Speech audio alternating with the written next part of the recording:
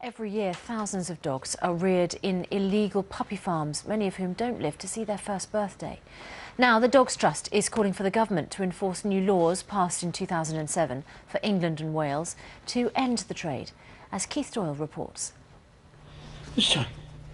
This is Poppy, a Yorkshire Terrier whom her owners believe they unwittingly bought from a puppy farm where dogs are bred illegally in terrible conditions.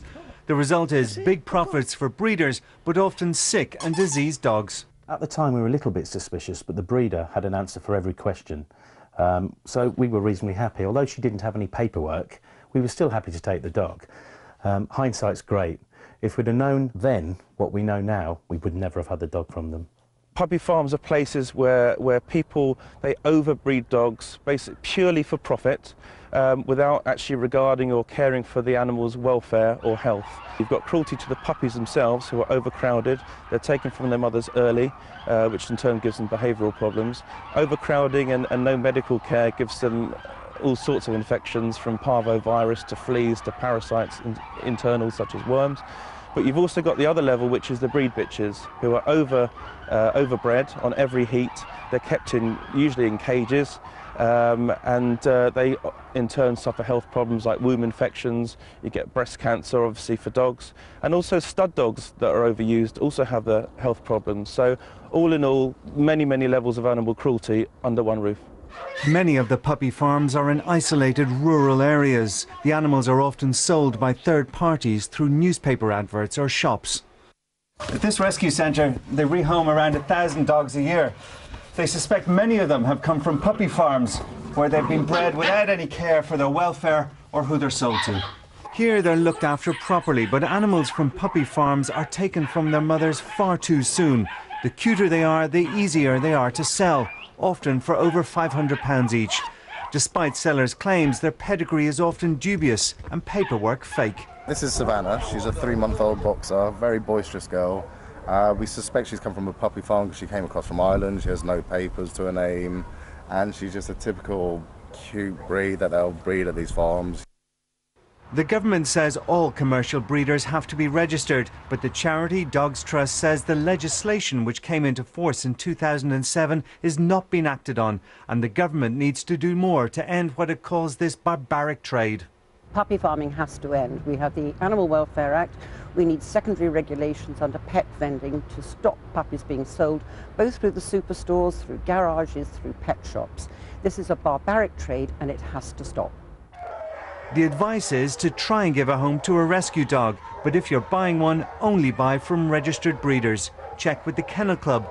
Go to the breeder and make sure you see the puppy with its mother. Pay attention to the welfare conditions and paperwork. And don't buy it because you feel sorry for it. You'll only make space for another and help continue this trade. Keith Doyle, BBC News.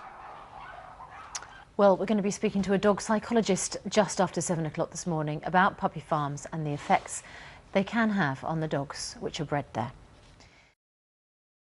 Now, for the past 30 years, we've been told that a dog's for life, not just for Christmas. But what if a dog you've bought doesn't even live to see its first Christmas? Well, that's the plight of many dogs bought every year that have come from illegal puppy farms. Many are raised in squalid conditions, are often mistreated and have health and behavioural problems. We're joined now by the animal psychologist, Dr. Roger Mugford, and his dog PC, who I think we can see just lounging. He is. Very relaxed. He's absorbing BBC hospitality. He's not a puppy farm dog. He, in fact, came from Battersea Dogs Home, which is absolutely crammed with adorable dogs like him, and they're just asking for people to take them on as newer owners. Just tell us your experience of, if you like, the worst of these puppy farms. It is just like that film piece that you shot earlier that illustrates the mothers and fathers of the puppies lead dreadful lives, and age 6 or 7 they either go out in a black bag or they get rehomed through the animal charities, placing additional pressures upon the animal charities to find homes for these unwanted breeding animals. But the puppies themselves are just really unsuitable. They're not having the early experiences, the socialisation, the handling with loving hands of people that really puppies need to suit them for the modern world, where they have to be able to cope with everything.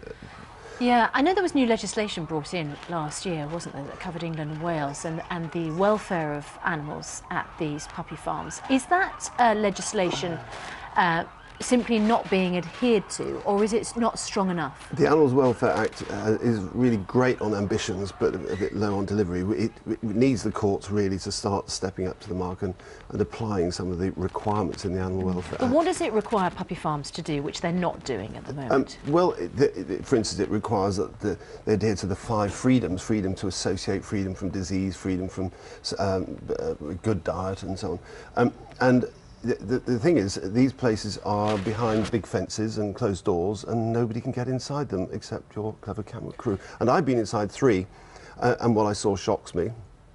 But to bring a prosecution through the RSPCA or one of the government agencies is difficult. But trading standards should certainly be much more active in this area. And dare I say, stopping the loophole where many of these operations in rural areas, depressed farming areas, get EU government grants. And Roger, you'll be aware that most of the people who are trying to get puppies, these are good people. You know, they're just trying to get a nice dog. Yes. How can they possibly, prevent themselves being part of the problem? And you go to the back page of your local paper, and there they are, all advertising. It would seem that they're coming from homes, and you think that you're buying, a one-off litter of West Highland White Terriers. But in fact, behind that there's a dealer. Behind that there's the farmer in Wales or Northern Ireland and the like. And the markups are astounding. A puppy on these farms will be £100, and it will be £300–400 by the time it hits the streets of London. So what can you do by way of provenance to sort of check what's happened? Well, you go there and ask to see the mother, and ask to see some evidence that they really are the breeder, and that there's not some, oh, I got it from a relative in Scotland. And just don't deal with these people, and really check carefully the papers, the pedigrees, because, as your piece said, many of these are fake, or that they've been constructed really to kid people, that they're buying a Rolls Royce when really they're buying a scrappy old car. But if puppy farms are supplying pet shops, you're not going to be able to ask those kind of questions, are you? Thankfully, very few pet shops now sell puppies. I mean, a tiny proportion. Most of them are sold through private ads and on the internet. And that's a big business, and responsible organisations like Exchange and Mark do try and regulate this trade and ask questions. And we wish that the editors of local newspapers did the same. Roger, you're going to be back talking to us a little later on, so for the moment, thank you very much. PC is fantastically well behaved. Very well behaved. Isn't it? It's perfect.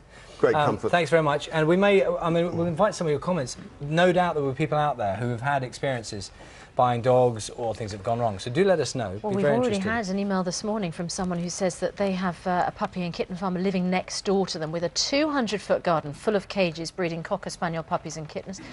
And they have continually complained to the council about the noise and smell, but nothing seems to be done. So discussing more of those emails and texts a little bit later on, as I've said, Roger will be back. Thanks very much indeed for now. Time